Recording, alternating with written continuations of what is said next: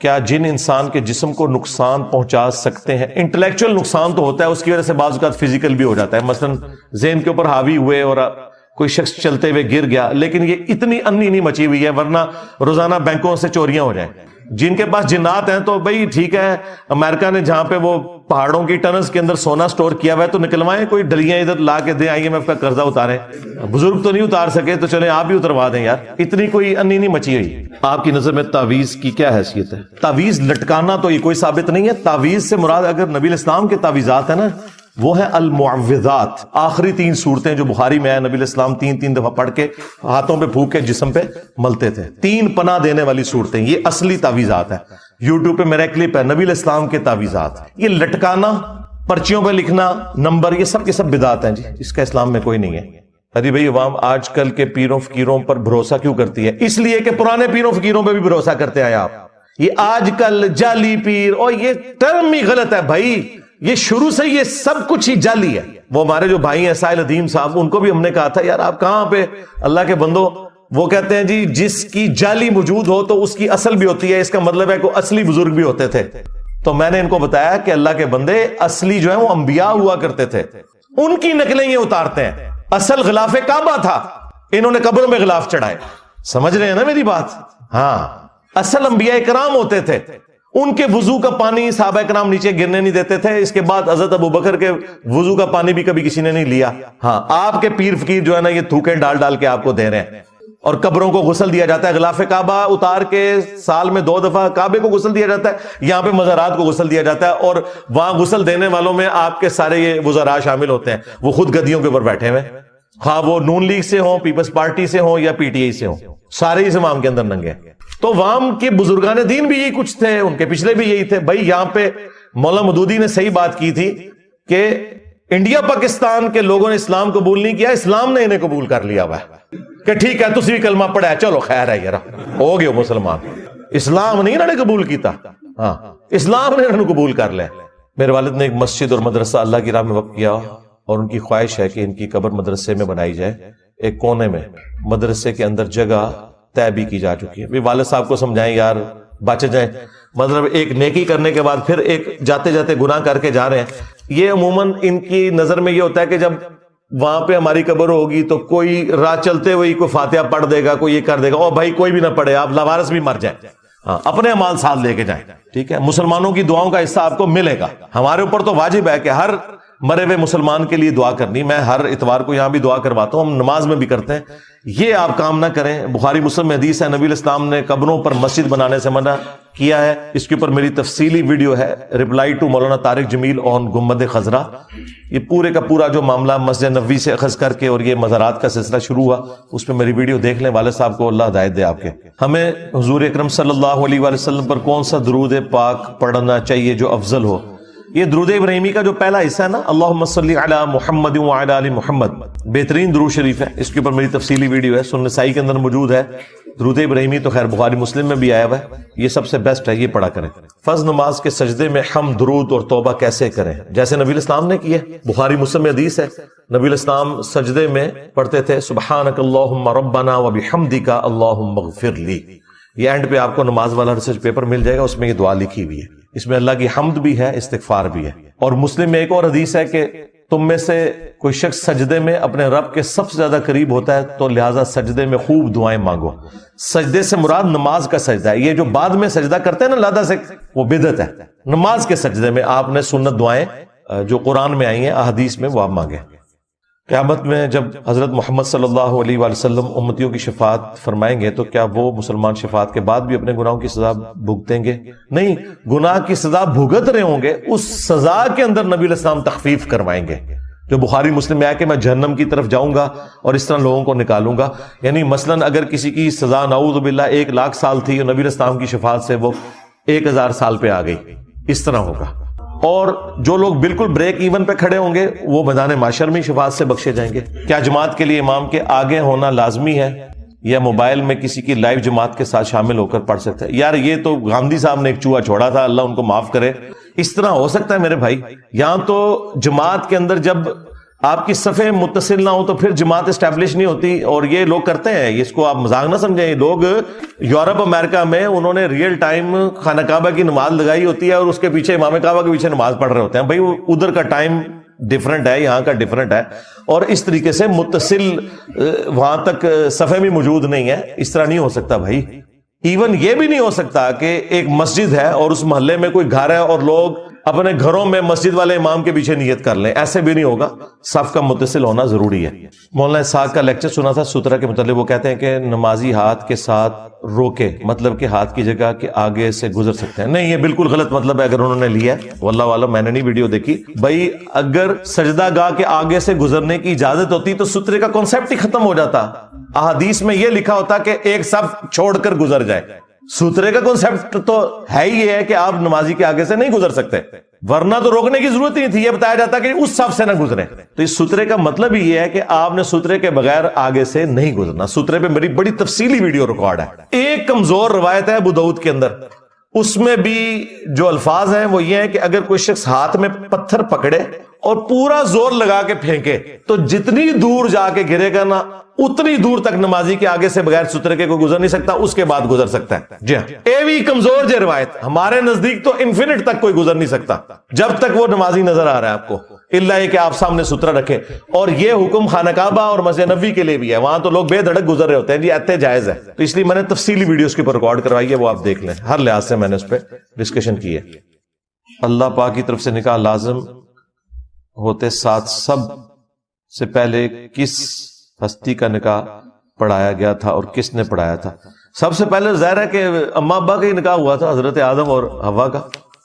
باقی وہ کتنا حق مہر تھا, کیا ہوا, اس کی تفصیلات نہیں ہے. صوفیاء نے اپنے طرف سے کہانیاں لکھی ہیں, مجھے پتہ ہے, لیکن ضرورت ہی نہیں بیان کرنے کی, ان کا دین سے کوئی لینا دینا نہیں ہے. مسلم شریف میں لکھا ہے کہ آپ علیہ السلام نے ام حبیبہ ابو سفیان کی بیٹی سے آپ کا نکاح ہوا, وہ کافی پہلے ہو چکا تھا. جی اس کے اوپر میں کافی دفعہ بول چکا ہوں. یہ 3 مختلف واقعات ہیں جو راوی نے ایک جگہ جمع کر دی. یہ آپ کی بات بالکل ٹھیک ہے, وہ پہلے ہی نکاح ہوا تھا. What are the Islamic rulings regarding musical instruments? بچیں جی, میوزک سے بچیں, سوائے جو خوشی کے موقع کے اوپر کوئی ہے اور وہ جو تھوڑا بہت ہے. باقی یہ جو آج کل کا جس طرح کا میوزک ہے اس سے تو بچنے میں ہی عافیت ہے. What are the Islamic rulings on wearing silver and gold? مردوں عورت میں فرق ہے. مرد سلور کی پہن سکتا ہے, چاندی کی انگوٹھی, اور عورت جو ہے وہ کسی قسم کا بھی زیور پہن سکتی ہے. عورت کے لیے کوئی ممانعت والا معاملہ نہیں ہے. 2011 میں آپ نے بیان میں کہا تھا کہ ہم سے ہمارے اعمال کے بارے میں پوچھا جائے گا, جو گزر گئے ان سے ان کے اعمال کے بارے میں. 2020 میں آپ کہتے ہیں کہ اہل بیت کا ہم سے پوچھا جائے گا. بالکل ٹھیک ہے, دونوں باتیں جو ہیں وہ اپنے اپنے وقت کے اندر درست تھیں. اس وقت ہم جن تھے, آج ہم دیو ہیں. اس وقت وہ بات تھی جو آپ کے علماء سے سنی تھی. جب ہم نے پھر بعد میں اسے پڑھا کہ ان لوگوں نے قرآن میں تحریف کی ہوئی ہے. اگر یہ بات مان لی جائے تو نبی علیہ السلام نے یہ کیوں فرمایا کہ علی سے محبت نہیں رکھے گا مگر مومن, علی سے بغض نہیں رکھے گا مگر منافق. صحیح مسلم 240. اور پھر حضرت علی کی وجہ سے 2 فرقے جہنم میں چلے جائیں گے, ایک محبت میں غلوف کر کے, ایک دشمنی میں. تو یقیناً سیدنا علی اور اہل بیت کا معاملہ ہماری جنت اور جہنم کے ساتھ جڑا ہوا ہے. تو جن لوگوں نے تل کا امت قد خلت کا لفظ ترجمہ کر کے آپ کو گمراہ کرنے کی کوشش کی, خواہ وہ پرانے بزرگوں میں سے تھے یا نئے بزرگوں میں سے, انہوں نے آؤٹ آف کنٹیکسٹ اسے کوٹ کیا. وہ یہ ہو رہا تھا کہ یہود و نصارہ کہتے تھے ہمارے بزرگوں کی نیکیاں ہمیں کام آئیں گی, تو اللہ تعالیٰ فرمایا تل کا امت قد خلت, وہ ایک امت تھی, اچھی امت گزر چکی, ان کے لیے ان کے اعمال ہے, تمہارے لیے تمہارے اعمال ہے. تم سے یہ نہیں پوچھا جائے گا کہ انہوں نے کیا کیا ہے, تم سے یہ پوچھا جائے گا تم کیا لے کے آئے ہو. لہا ما کسبت ہے, علیہا مکتسبت نہیں. علیہا ہوتا نا تو ہوتا کہ ان کی برائیوں کا وبال ان پر اور تمہاری برائیوں کا وبال تم پر. اس میں کہ ان کے نیک اعمال وہ اپنے لیے کر گئے, تم اپنے نیک اعمال اپنے لیے کرو گے. برائیوں کا ذکر نہیں ہے. ان سے کہنا عربی بڑی آندھی تھے, عربی مر گئی تھوڑی, ورنہ یوسف علیہ السلام کے بھائی کیا دنیا سے چلے نہیں گئے تھے, ڈبل صحابی تھے. اللہ نے کیوں ان کی غلطی ذکر کی قرآن میں؟ عبرت کے لیے. حضرت آدم علیہ السلام کی غلطی معاف ہوگی, عبرت کے لیے ذکر کی. سورہ اعراف میں آیا کہ جس طرح تمہارے ماں باپ کو شیطان نے ورگلایا, دیکھنا تمہیں نہ ورگلا دے. تو حضرت آدم کی اگر توہین نہیں ہوئی تو صحابہ کرام تو پھر نبیوں کے مقابلے میں تو پھر کچھ بھی نہیں ہے نا. تو غلطی کا ذکر اپنی جگہ, توہین آپ نے نہیں کرنی. بالکل. ہمارا جو رافضیوں سے اختلاف یہ ہے کہ وہ اس غلطی کی بنیاد پر صحابہ پر لعنت کرتے ہیں, اور ناسبیوں سے اختلاف یہ ہے کہ وہ قرآن و حدیث کی تعریف کرتے ہیں اور کہتے ہیں غلطی بیان کرنا کفر ہے، تو یہ غلطیاں تو قرآن میں بیان ہوئی ہوئی ہیں، اور یہ کہنا کہ معافی کے بعد بیان نہیں ہونی چاہیے، تو معافی کے بعد ہی حضرت یوسف علیہ السلام کا واقعہ بیان ہوا ہے۔ رفع الیدین والی ایک حدیث مرفوع متصل ہو جس میں آپ علیہ السلام کا 4 جگہوں والا رفع الیدین ثابت ہو، جی یہ تو پرانے سوال ہو گئے۔ نبی علیہ السلام نے فرمایا نماز اس طرح پڑھو جس طرح مجھے نماز پڑھتے ہوئے دیکھتے ہو، یہ حکم آ گیا۔ صلو کما رأیتمونی اصلی، صحیح بخاری 631۔ اور اس حدیث کے راوی ہیں مالک بن حویرث، وہ کہہ رہے ہیں کہ نبی علیہ السلام نے ہم سے کہا تھا کہ نماز اس طرح پڑھنی ہے جس طرح مجھے دیکھا ہے۔ اور مالک بن حویرث کی بخاری مسلم میں حدیث ہے کہ نماز شروع کرتے وقت، رکوع میں جاتے وقت اور رکوع سے اٹھتے وقت نبی علیہ السلام رفع الیدین کرتے تھے۔ رہ گیا جو چوتھا رفع الیدین ہے 2 رکعتوں سے اٹھ کر، وہ بھی بخاری کے اندر موجود ہے، 2 رکعتوں سے اٹھ کے، تو بالکل موجود ہے۔ یہ تو پرانیاں گلاں ہو گئیاں، ان کو سوال بدلو، ہن کوئی نویں لے کے آؤ، وہی کہانیاں کدے بتاں والیاں تے کدے جناب گھوڑوں کی دموں والی، یہ تو مذاق بن رہا ہے۔ جس شخص کے حالات خراب ہوں، کھانے کو کچھ نہ ہو، کیا وہ غیر اللہ کا نام کا لنگر لے کر کھا سکتا ہے؟ اگر زندگی موت کی کشمکش بن گئی ہے تو کھا سکتا ہے، وہ تو آپ مردار بھی کھا سکتے ہیں، لیکن اللہ کے فضل سے آج بھی ہر شہر کے اندر کئی تندوروں پہ لکھا ہوتا ہے انہوں نے کہ آپ اگر آپ کا پیسے نہیں آپ کو روٹی فری ملے گی۔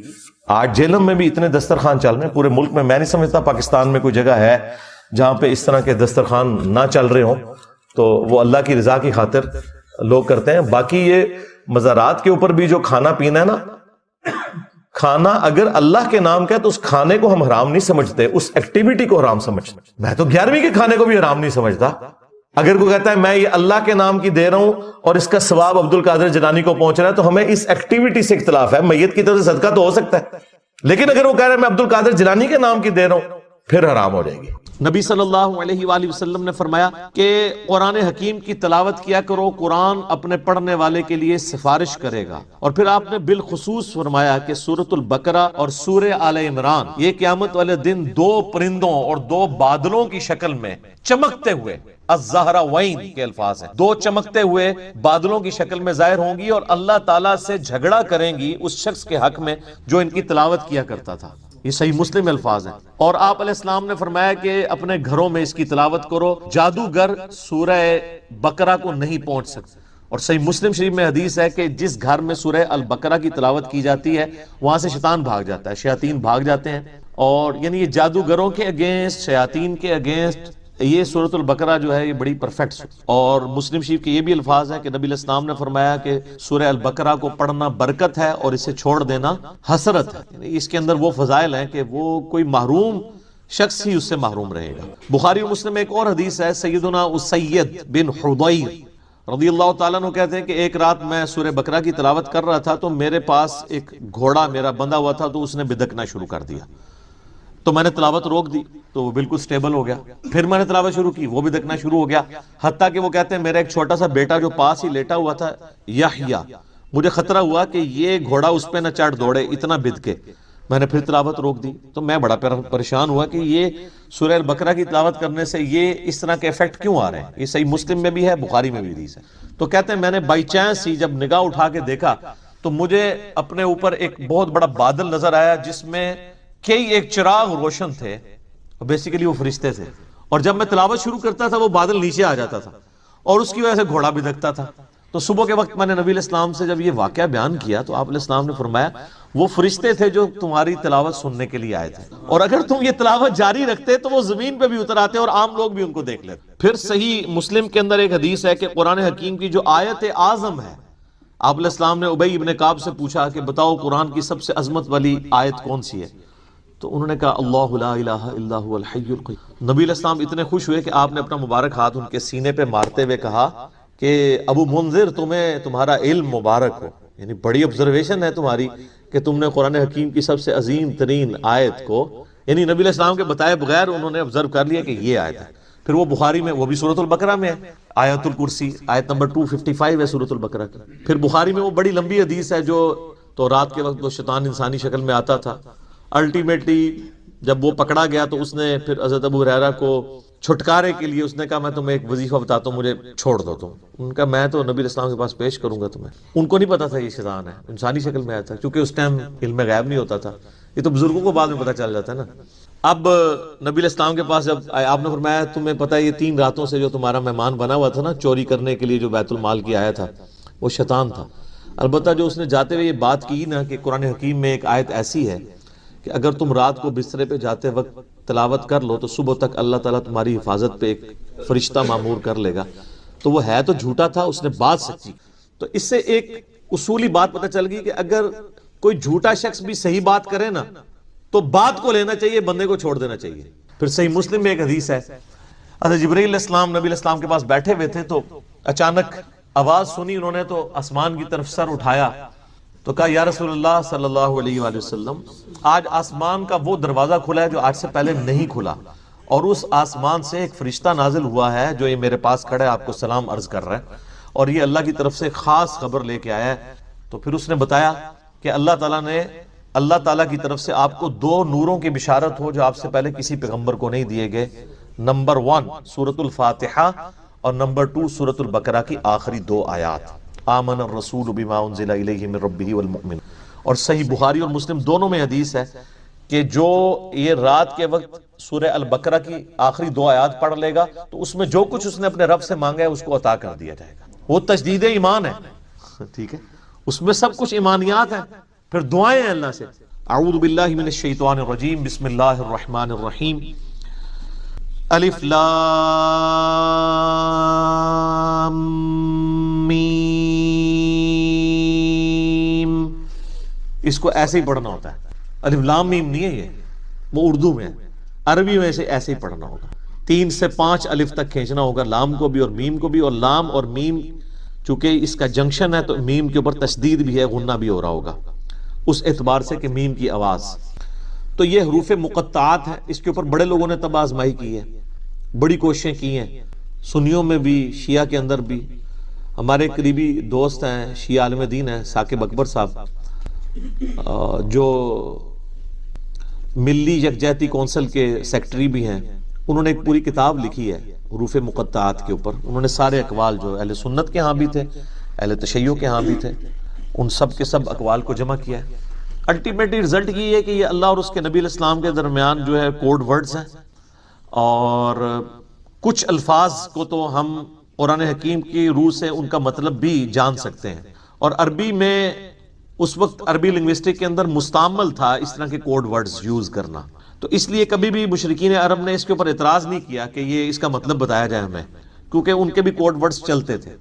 کچھ کا بتا بھی دیا گیا, جس طرح کہ جو سورہ نون ہے, سورۃ القلم بھی جسے کہتے ہیں, پارہ نمبر 29, تو اس میں صاحب الحوت کا ذکر آیا, یعنی مچھلی والے. کون؟ سیدنا یونس علیہ السلام. اور سورہ الانبیاء میں حضرت یونس کا نام ہے ذن نون, نون والا, جیسے ہم کہتے ہیں نا ذل جلال یا ذل جلال, حالت رفع میں پڑھا جائے گا ذل جلال, جلال والا اللہ کا نام ہے. تو وہاں پہ ذن نون, نون والا. تو نون والا کون؟ وہ سورہ القلم میں, اس میں آغاز ہی کس سے آتا ہے, نون والقلم وما یسطرون. تو اس پہ تو اجماع امت ہے کہ وہاں نون سے مراد مچھلی ہے. اور عرب میں اس طرح کے کوڈ ورڈز یوز ہوتے تھے. مثلا یہ جو توئے ہیں نا, یہ سانپ کے لیے سمبل کے طور پہ استعمال ہوتا تھا. اس کی شکل بھی آلموسٹ دیکھ لینا, کوبرا سانپ اگر ایسے کھڑا ہو اور یوں اس کی دم ہو تو یہ سمبل استعمال ہوتا تھا عرب میں. اور آپ مزے کی بات دیکھیں کہ جتنی صورتوں میں حضرت موسیٰ علیہ السلام کے واقعات آئے ہیں نا, سورۃ القصص ہے, سورہ طٰہٰ ہے, طٰہٰ بھی توئے سے سٹارٹ ہو رہی ہے. اسی طریقے سے سورۃ القصص, طٰ, سین, سب میں طٰ آپ کو نظر آئے گی.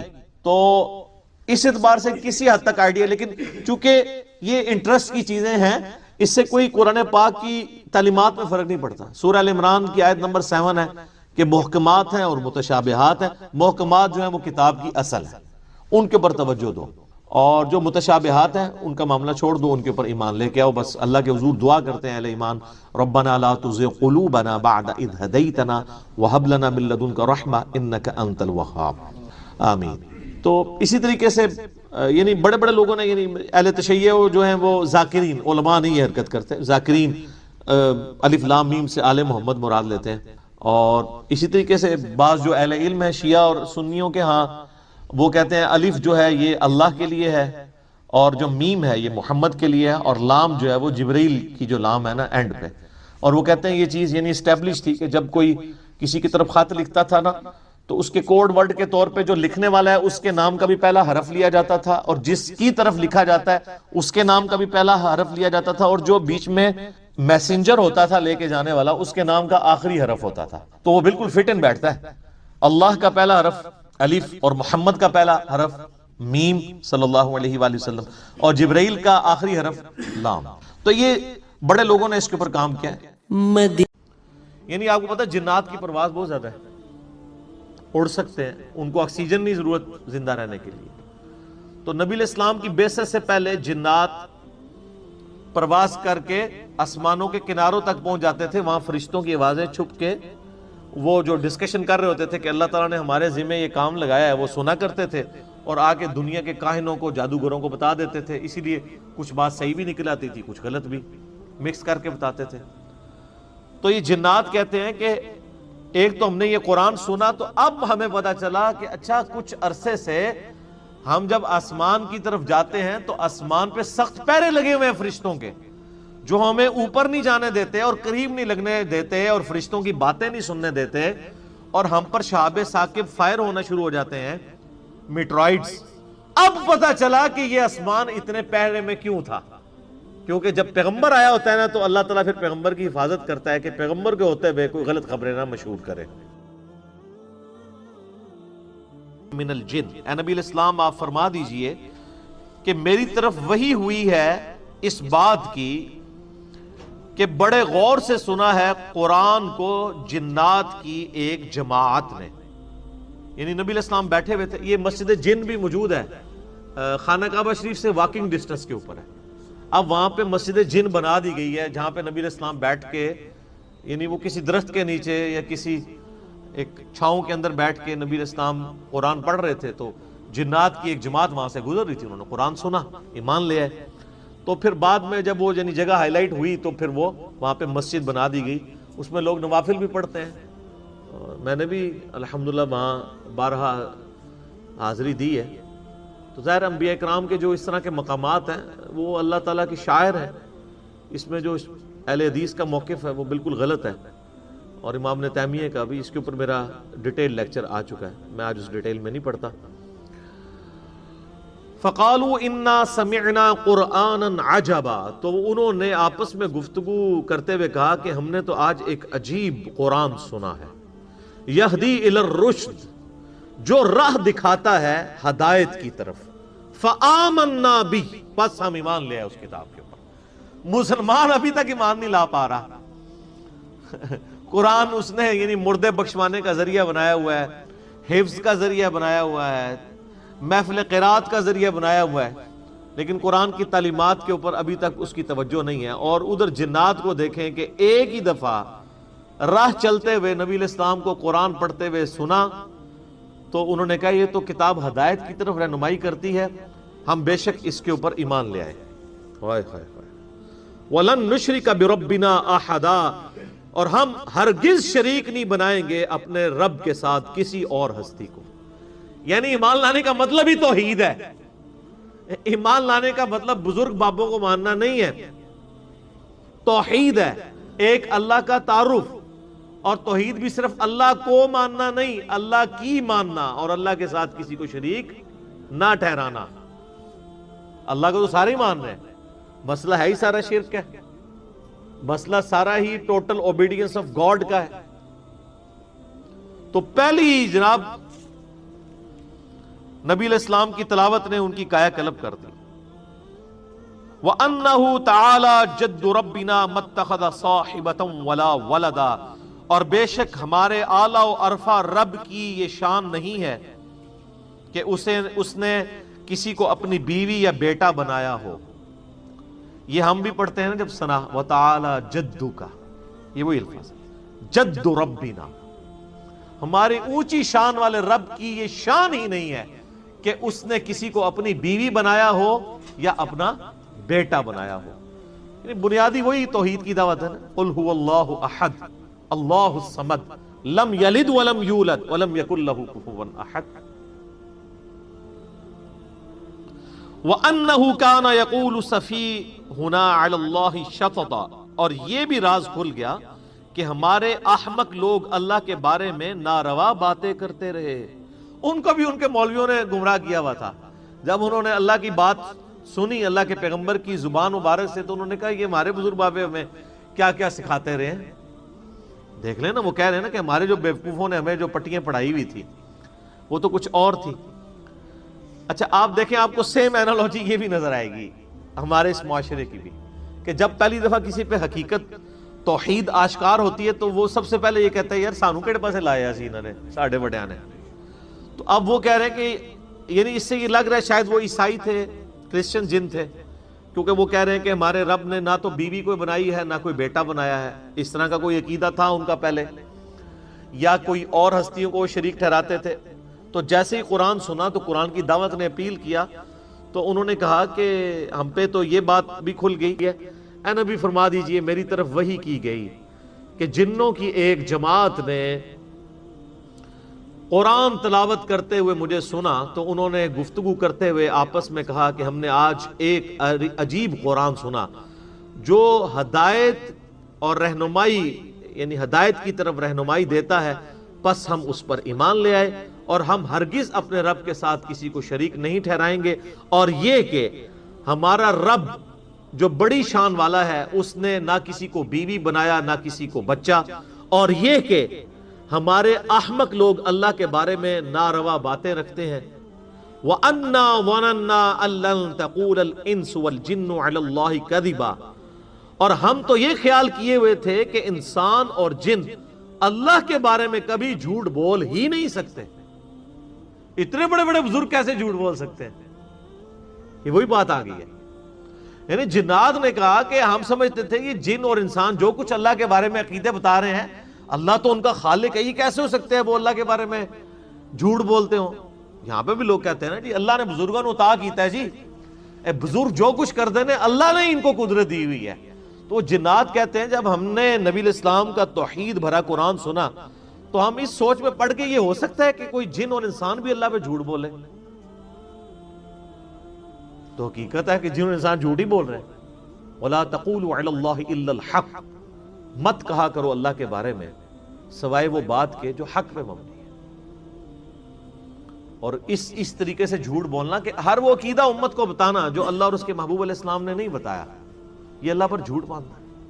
میں نے پچھلے دنوں بھی بتایا تھا کہ بریلوی اور دیوبندی دونوں کے بزرگوں نے یہ مشترکہ عقیدہ لکھا ہے۔ دیوبندیوں نے اپنی وہ المحند علی المفند میں لکھا، بنیادی عقیدے کی کتاب میں، بریلویوں نے اپنی کئی کتابوں میں، قرآن پاک کی تفسیر کے اندر، مشکات المصابی کی تفسیر میں مفتی احمد جان خان نعیمی صاحب نے لکھا کہ ہمارا یہ عقیدہ ہے کہ نبی علیہ السلام کی جو قبر مبارک ہے وہ خانہ کعبہ اللہ کے عرش اور کرسی سے بھی افضل ہے۔ جب ہم یہ پوچھتے ہیں یہ کہاں لکھا ہوا ہے، وہ کہتے ہیں آپ نبی علیہ السلام کے گستاخ ہیں۔ یہ ویسا ہی ہے کہ اگر کوئی عیسائی کہے کہ ہم حضرت عیسیٰ علیہ السلام کو اللہ کا بیٹا مانتے ہیں تو ہم اس سے اگر پوچھیں کہ یہ کہاں لکھا ہوا ہے، انجیل سے ہی نکال دو، تحریف شدہ انجیل سے ہی نکال دو، اور وہ یہ کہنا شروع کر دے آپ عیسیٰ علیہ السلام کی شان کی منکر ہیں۔ شان کے منکر نہیں ہے، ہم ہر اس بات کے منکر ہیں جو اللہ اور اس کے پیغمبروں نے تعلیم نہیں کی۔ تو یہاں پر بھی دیکھیں جنات کہتے ہیں ہم سوچ بھی نہیں سکتے تھے کہ ہمارے بزرگان دین اللہ پر جھوٹ باندھیں گے، چاہے وہ جنوں میں سے ہو یا انسانوں میں سے۔ اللہ نے تو کوئی ایسے عقیدے نہیں بتائے ہوئے۔ وَأَنَّهُ كَانَ رِجَالٌ مِّنَ الْإِنسِ، اور یہ کہ انسانوں میں سے ایسے لوگ بھی ہیں بیوقوف، يَعُوذُونَ بِرِجَالٍ مِّنَ الْجِنِّ فَزَادُوهُمْ رَهَقًا، کہ وہ جنات کے مردوں کی پناہ حاصل کرتے ہیں اور اس چیز نے جنوں کو غرور میں ڈال دیا۔ اگلے زمانوں میں بھی ہوتا تھا، اب بھی ہے، کہ جب کبھی بھی سفر کرتے تھے نا تو جا کے وہ کسی جنگل سے گزر رہے ہوتے تھے نا، تو اس جنگل میں داخل ہوتے ہی کہتے تھے کہ اس جنگل کے سب سے بڑے جن کی پناہ میں ہم آتے ہیں، نعوذ باللہ، بجائے اللہ کی پناہ مانگنے کے۔ بخاری اور مسلم میں ابن مسعود رضی اللہ تعالیٰ عنہ کا قول موجود ہے، سورہ بنی اسرائیل کی آیت نمبر 56 ہے، جس میں اللہ تعالیٰ فرماتا ہے کہ یہ جن ہستیوں کو اللہ کے سوا پکار رہے ہیں نا، وہ ہستیاں تو خود اللہ سے امید رکھتی ہیں، اللہ کی طرف متوجہ ہوتی ہیں، اللہ کے عذاب سے ڈرتی رہتی ہیں، اس کی رحمت کی امیدوار ہیں، اور یہ بیوقوف انہی ہستیوں کو پکار رہے ہیں۔ اس آیت کی تفسیر میں آیت نمبر 56 بنی اسرائیل کی، ابن مسعود رضی اللہ تعالیٰ عنہ کا قول بخاری اور مسلم دونوں میں موجود ہے۔ وہ کہتے ہیں کہ یہ ان جنات کے بارے میں نازل ہوئی کہ جن جنات کی لوگ پناہ حاصل کیا کرتے تھے جنگلات میں جا کے۔ ان میں سے کئی جنات ایسے بھی ہوتے تھے جو خود مواحد ہوتے تھے، اور وہ مذاق اڑاتے تھے، یہ انسان دیکھو ہماری پناہ حاصل کر رہے ہیں، ہماری کیا اوقات ہے۔ میں آپ کو بتاؤں، یعنی لوگ جنات سے ڈرتے ہیں اور جن انسانوں سے ڈرتے ہیں۔ تو یہاں پہ وہ جنات کہہ رہے ہیں کہ جب سے پناہ لینی شروع کی ہے نا انسانوں نے، انسان بزدل ہوئے نا، تب سے ہی جنات کے اندر غرور آ گیا۔ ان کو تو پتہ ہی نہیں تھا کہ اچھا یہ تو ہماری پناہ حاصل کر رہے ہیں، تو وہ اور اکڑ گئے کہ ہم انسانوں سے سپیریئر ہیں، ورنہ انسان سے کیسے سپیریئر ہے جن۔ وَأَنَّهُمْ ظَنُّوا كَمَا ظَنَنْتُمْ أَلَّنْ يَبْعَثَ اللَّهُ أَحَدًا، اور یہ کہ انسانوں نے یہ بھی گمان کیا جیسے تم گمان کرتے ہو کہ اللہ اب کسی کو رسول بنا کر نہیں بھیجے گا۔ اچھا، اس سے اشارہ مل گیا کہ یہ کرسچن جن تھے، اور ظاہر ہے کہ نبی علیہ السلام اور عیسیٰ علیہ السلام کے درمیان آلموسٹ 600 سال کا فرق ہے۔ عیسیٰ علیہ السلام 33 عیسوی میں اٹھائے گئے ہیں، اور نبی علیہ السلام 571 عیسوی میں پیدا ہوئے ہیں، اور صحیح بخاری میں بھی حدیث موجود ہے کہ نبی علیہ السلام اور حضرت عیسیٰ علیہ السلام کے درمیان 600 سال کا فرق ہے۔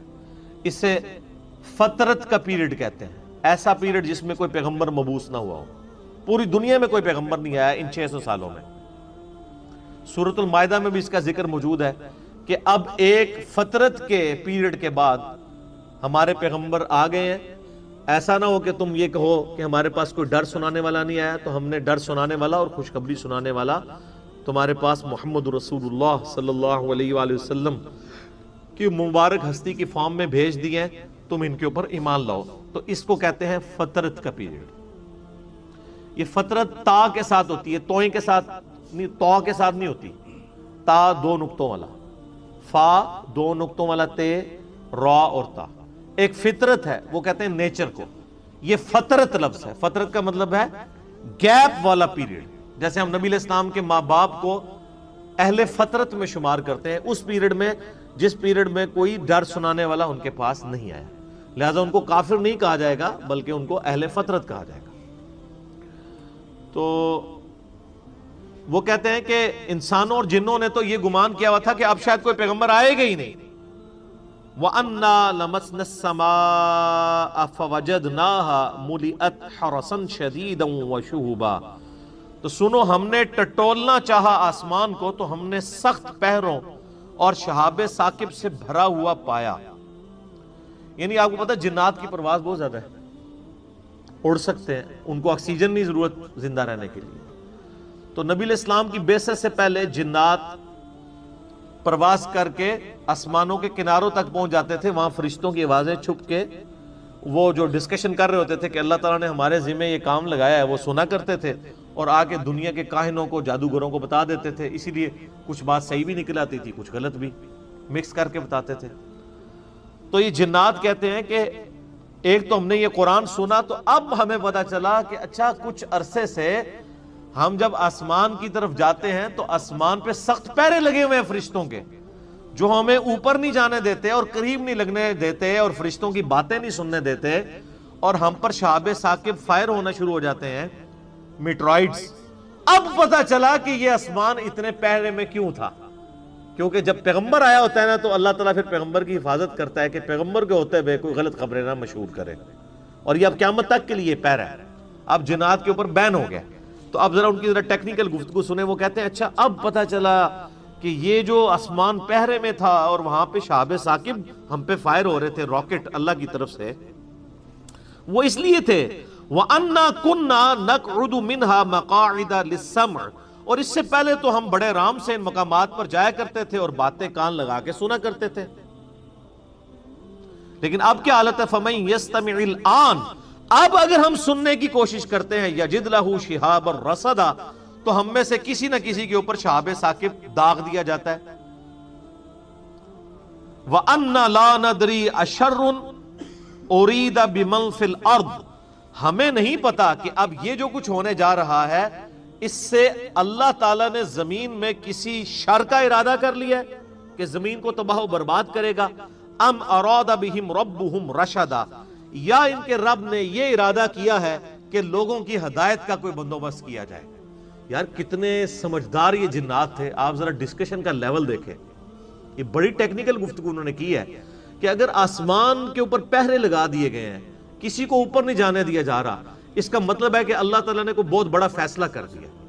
فیصلہ یہ ہے کہ یا تو مخلوق کی تباہی کا فیصلہ کر دیا اور یا ان کی ہدایت کا فیصلہ کر دیا، اور بیک وقت دونوں باتیں درست ہیں، کیونکہ جب پیغمبر آتا ہے نا تو پیغمبر کے ماننے والوں کی ہدایت کا فیصلہ ہوتا ہے اور پیغمبر کے مخالفین کی تباہی کا فیصلہ ہوتا ہے۔ ظاہر ہے جو پیغمبروں کا انکار کرتا ہے تباہ و برباد ہوتا ہے۔ تو وہ کہتے ہیں کہ اچھا اب پتہ چلا کہ چونکہ پیغمبر آئے ہوئے ہیں، اسپیشل پروٹیکشن ہے، اس کا مطلب ہے کہ اللہ نے فیصلہ کر دیا ہے کہ اب اس دنیا کے اوپر لوگوں کو ہدایت کی وجہ سے کامیابی کی طرف لے کے جانا ہے، اور جو وقت کے پیغمبر محمد رسول اللہ صلی اللہ علیہ وآلہ وسلم کا انکار کرنے والے لوگ ہیں وہ تباہ و برباد ہوں گے۔ انہوں نے کس طرح کڑیاں ملانے شروع کر دی ہیں۔ وَأَنَّا مِنَّا الصَّالِحُونَ وَمِنَّا دُونَ ذَلِكَ، اور یہ کہ ہم میں نیک بھی ہیں اور برے بھی ہیں۔ كُنَّا طَرَائِقَ قِدَدًا، اور ہم تو کئی راستوں پر گامزن ہیں، یعنی ہمارے اندر بھی کئی ایک فرقے بنے ہوئے ہیں، کئی ایک راستے بنے ہوئے ہیں۔ آپ حیران ہوں گے کہ یہ صوفیاء جو یہ طریقت کا لفظ لیتے ہیں نا، اس لفظ سے لیتے ہیں۔ جب ان کو کہتے ہیں نا شریعت اور طریقت، شریعت کا لفظ تو سورہ الشورى کے اندر آیا نا کہ ہم نے ہر پیغمبر کے لیے ایک شریعت اور منہاج مقرر کیا تھا، تو ہم کہتے ہیں طریقت کہاں سے نکالی، وہ کہتے ہیں یہاں سے نکالیے کہ كُنَّا طَرَائِقَ قِدَدًا، ہم میں سے جو کئی لوگ مختلف راستوں کے اوپر گامزن ہیں۔ حالانکہ بات کیا ہو رہی ہے اوپر کہ کوئی گمراہی کے راستے کے اوپر ہے، کوئی اچھائی کے راستے پہ ہے۔ یہ کوئی قادریہ، چشتیہ، سہروردیہ، حنفیہ، شافعیہ، مالکیہ سلسلے نہیں ہیں، بلکہ پیغمبروں کے ماننے والے اور پیغمبروں کے نہ ماننے والے ہیں، دو گروہ ہیں۔ تو وہ طریقت کا لفظ یہاں سے نکالتے ہیں۔ ویسے اب آپ نے طریقت والوں سے پوچھنا ہے کہ طریقت کا لفظ قرآن میں کہاں ہے، تو چند ایک لوگوں کو شاید پتا ہو، زیادہ تر کو نہیں پتا ہوگا۔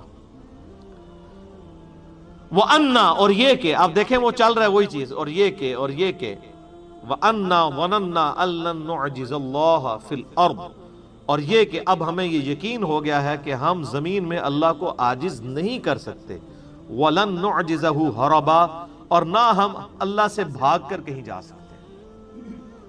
ایک تو ان کو وہاں اللہ کی قدرت کا اندازہ ہو گیا، پہلے تو کان لگا کے سنتے تھے، جب وہ پابندی لگ گئی، ادھر پیغمبر آ گئے، انہوں نے کہا نہیں بھائی اب پیغمبر کو ماننے میں ہی عافیت ہے، ورنہ اللہ تعالیٰ نے کوئی لگتا ہے کہ مخلوقات کے لیے فیصلہ کر دیا۔ تو اب ہمیں یہ یقین آ گیا کہ نہ ہم زمین میں اللہ کو عاجز کر سکتے ہیں، نہ اللہ سے بھاگ کے ہم کہیں جا سکتے ہیں۔ وَأَنَّا لَمَّا سَمِعْنَا الْهُدَىٰ آمَنَّا بِهِ، اور اب وہ دیکھیں گے یہ بات جا کے اپنی باقی بھائیوں میں بھی کر رہے ہیں، اور یہ کہ ہم نے جب یہ پیغام سنا، دیکھو ہم تو ایمان لے آئے ہیں اس پر، قرآن پر۔ فَمَن يُؤْمِن بِرَبِّهِ فَلَا يَخَافُ بَخْسًا وَلَا رَهَقًا، پس جو شخص اپنے رب پر ایمان لاتا ہے تو اسے نہ کسی نقصان کا خوف ہوگا نہ کسی ظلم کا۔ یعنی نہ صرف انہوں نے ایمان قبول کیا بلکہ ایمان قبول کرتے ایک دائی بھی بن گئے، کسی مدرسے سے ڈگری بھی نہیں لی انہوں نے، جا کے مزے کی بات دیکھیں نا، کہیں جا کے پڑھتے کوئی عربی صرف ناف سیکھتے یہ وہ نہ، انہوں نے نبی علیہ السلام سے چند آیات سنی جنات نے، اور آگے جا کے دعوت و تبلیغ کا کام شروع کر دیا، اور نبی علیہ السلام کو پتہ بھی نہیں ہے۔ جیسے ہمیں بھی نہیں پتا ہوتا کہ ہماری ویڈیو سن کے کون کہاں کہاں دعوت و تبلیغ کا کام کر رہا ہے، ہمیں پتہ، کوئی آگے بتاتا ہے تو پتہ چلتا ہے نا۔ نبی علیہ السلام کو بھی اللہ نے وحی کے ذریعے بتایا کہ آپ کی قرآن کی تلاوت سن کے تو ایک جنات کی پوری جماعت نے نہ صرف اسلام قبول کیا ہے بلکہ انہوں نے تو جا کے اپنی قوم میں بھی دعوت توحید کو عام کرنا شروع کر دیا۔ یہ نبی علیہ السلام کی مبارک دعوت کی برکت۔ تو صحیح بخاری میں حدیث ہے، بلغوا عنی ولو آیہ، پہنچا دو میری طرف سے خواہ تمہیں ایک آیت ہی آتی۔ تو وہ کہتے ہیں ہم نے سنا قرآن، ہم ایمان لے آئے، اب ہمیں کسی چیز کا خوف نہ کوئی ظلم کا اندیشہ ہے اپنے رب کی طرف سے، کیونکہ ایمان لے آئے۔ وَأَنَّا مِنَّا الْمُسْلِمُونَ وَمِنَّا الْقَاسِطُونَ، اور بے شک یہ کہ ہم میں سے کچھ تو تابع فرمان ہیں اور کچھ ظالم ہیں۔ یعنی جنات میں بھی اللہ کے تابع فرمان بھی ہیں، اللہ کے باغی بھی ہیں. فمن اسلم فاولئک تحروا رشدا، تو جنہوں نے اسلام قبول کیا تو انہوں نے حق کی راہ تلاش کر لی. وَأَمَّا الْقَاسِطُونَ، اور جو حق سے منحرف ہو گئے فَكَانُوا لِجَهَنَّمَ حَطَبًا، تو وہ جہنم کا ایندھن بننے والے ہیں. اللہم اجرنا من النار، اللہم اجرنا من النار، اللہم اجرنا من النار، آمین. وَأَن لَّوْ اسْتَقَامُوا عَلَى الطَّرِيقَةِ لَأَسْقَيْنَاهُمْ مَاءً غَدَقًا، اور اگر وہ ثابت قدم راہ حق پر ہیں تو ہم انہیں سیراب کریں گے کثیر پانی کے ساتھ. اب یہ اللہ تعالیٰ کا کلام ہے کہ جو کوئی پیغمبروں کا تابع فرمان بنے گا تو اس پہ اللہ تعالیٰ پانی کا نزول فرمائے گا. پانی آج بھی بہت اہم ہے، اس زمانے میں بھی تھا.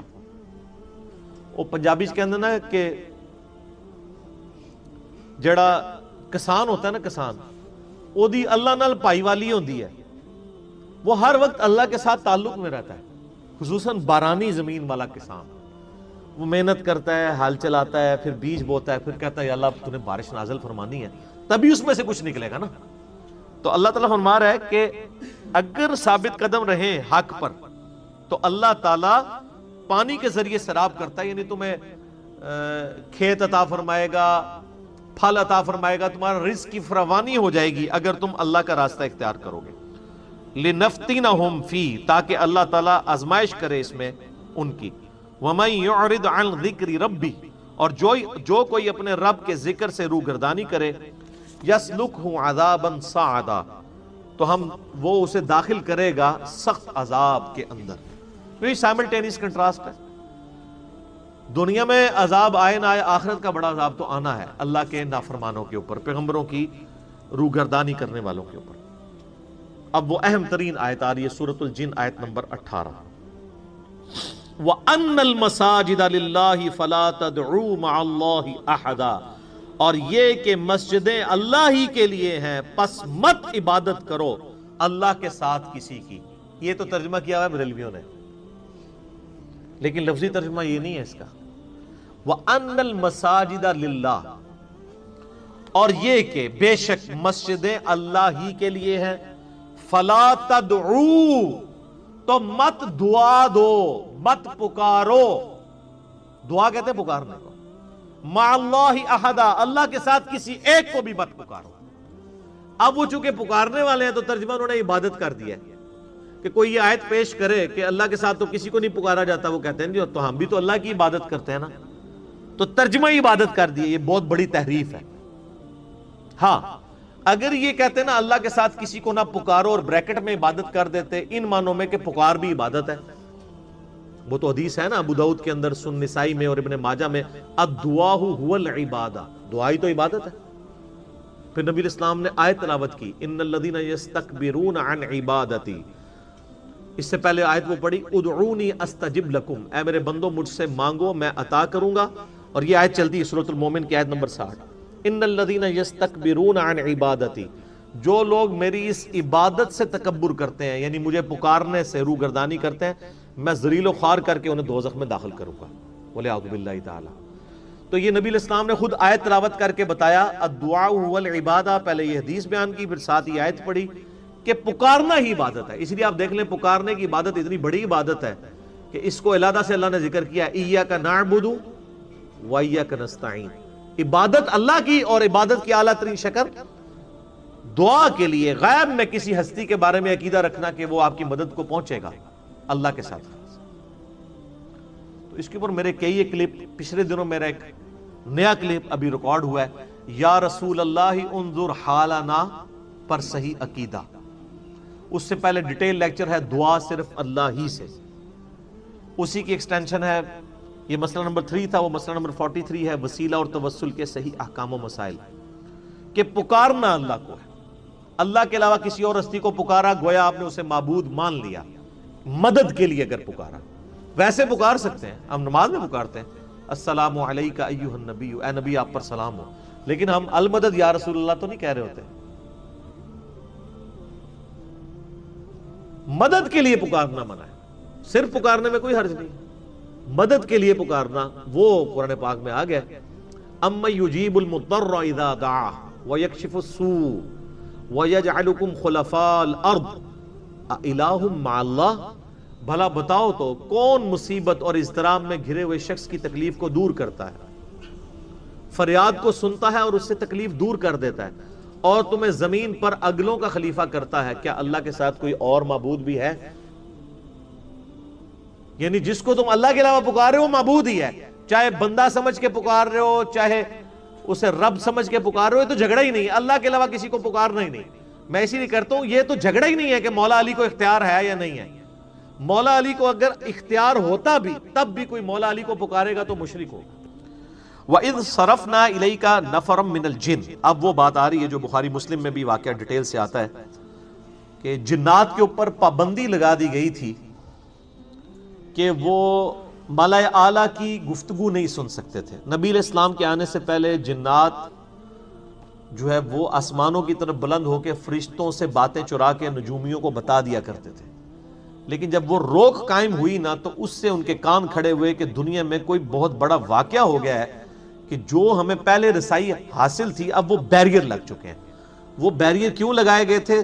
تاکہ ان کی توجہ اس طرف دلائی جائے کہ دنیا میں کوئی غیر معمولی واقعہ ہوا ہے، یعنی پیغمبر آخر الزمان آ گئے ہیں صلی اللہ علیہ وآلہ وسلم. سورۃ الجن میں بھی آتا ہے، یہاں پہ بھی اس کا دو جگہ پہ جنات کی اس گفتگو کا ذکر ہے. وہ سورہ جن میں انشاءاللہ پارہ نمبر 29 میں کور کریں گے، یہاں پر بھی آ رہا ہے. تو اللہ تعالیٰ فرماتا ہے وَإِذْ صَرَفْنَا إِلَيْكَ نَفَرًا مِّنَ الْجِنِّ، اور جس وقت ہم نے متوجہ کر دیا جنات کی ایک جماعت کو اے نبی علیہ السلام آپ کی طرف، يَسْتَمِعُونَ الْقُرْآنَ، کہ وہ قرآن کی جب آپ تلاوت کر رہے تھے ان جنوں نے وہ قرآن سنا. سر یہ جن کیسے جن تھے؟ گمراہ جن تھے، ٹھیک ہے جی، یعنی وہ حق کے متلاشی تھے لیکن ان کے سامنے کوئی ہدایت چیز موجود نہیں تھی. اس کے باوجود پہلی دفعہ قرآن سنا وہ فوراً اس کو قبول کرنے والے بن گئے. اہل ایمان بھی جن موجود تھے، پہلے بھی ہیں، آج بھی موجود ہیں، لیکن ان کی تعداد بہت کم ہوتی ہے، زیادہ تر تو گمراہی کے راستے پہ ہوتے ہیں. بار اللہ تعالیٰ فرما رہا ہے جیسے ہی انہوں نے حق بات دیکھی اس کو فوراً قبول کر لیا. کیسے ان کے پر اثر ہوا؟ فَلَمَّا حَضَرُوهُ قَالُوا أَنصِتُوا، جب وہ آپ کی خدمت میں پہنچے. اور یہ مسجد جن آج بھی موجود ہے مکہ شریف کے اندر. میں نے اس مسجد کے اندر نماز بھی پڑھی ہے، بالکل واکنگ ڈسٹنس پہ ہے. جہاں پہ نبی علیہ السلام، یعنی اس وقت تو مسجد نہیں تھی، اب وہاں پہ مسجد جن بنا دی گئی ہے. یعنی وہ آپ کا ایک خیمہ تھا، وہاں پہ آپ بیٹھ کے قرآن کی تلاوت کر رہے تھے اور وہاں سے جنات گزرے اور انہوں نے قرآن سنا. جب وہ آپ کی خدمت میں پہنچے تو انہوں نے ایک دوسرے سے کہا خاموش ہو جاؤ، یعنی یہ قرآن پڑھا جا رہا تھا. فلما قضیا، جب تلاوت ہو چکی، وَلَّوْا إِلَىٰ قَوْمِهِمْ مُنذِرِينَ، تو وہ لوٹے اپنی قوم کی طرف ڈر سناتے ہوئے. قرآن بس سنا، وہاں سے قوم کے پاس جا کے انہوں نے وہاں پہ شور مچا دیا کہ بھائی اپنی آخرت کی فکر کرو، اللہ نے مرنے کے بعد تمہیں اٹھانا ہے، زندہ کرنا ہے، پوچھنا ہے تم نے کیا عمل. ایک لمحے میں انہوں نے دعوت حق قبول بھی کی اور دائی بھی بن گئے. یہاں تو بندے بوڑھے ہو جاتے ہیں، ان کو پھر بھی بتانا چاہتا ہے کہ سر اڑتے وال چٹے ہو گئے، داڑھی رکھ لو. وہ کہتے نہیں حال ہے نہیں تھوڑا. اور یہ دیکھ لیں ایک مجلس میں زندگی پلٹی ہے ان کی. جیسے کہ وہ جادوگروں کی زندگی حضرت موسیٰ علیہ السلام کے وہ جب واقعہ ہوا فرعون کے دربار میں، آئے تو فرعون کی طرف سے تھے لیکن موسیٰ علیہ السلام پہ ایمان لے آئے. اپنی قوم کی طرف ڈر سناتے ہوئے گئے. قالوا یا قومنا، انہوں نے کہا ہے ہماری قوم جنات، انا سمعنا کتابا انزل من بعد موسیٰ، ہم نے ایک ایسی کتاب سنی ہے جو موسیٰ علیہ السلام کے بعد نازل ہوئی ہے. مصدقا لما بین یدیہ یہدی الی الحق، جو پہلی کتابوں کی تصدیق کرتی ہے اور حق کی طرف رہنمائی کرتی ہے. وَإِلَىٰ طَرِيقٍ مُسْتَقِيمٍ، اور سیدھے راستے کی طرف. یا قومنا اجیبوا داعی اللہ، اے ہماری قوم قبول کر لو اللہ کے اس دائی محمد رسول اللہ کی دعوت کو صلی اللہ علیہ وآلہ وسلم.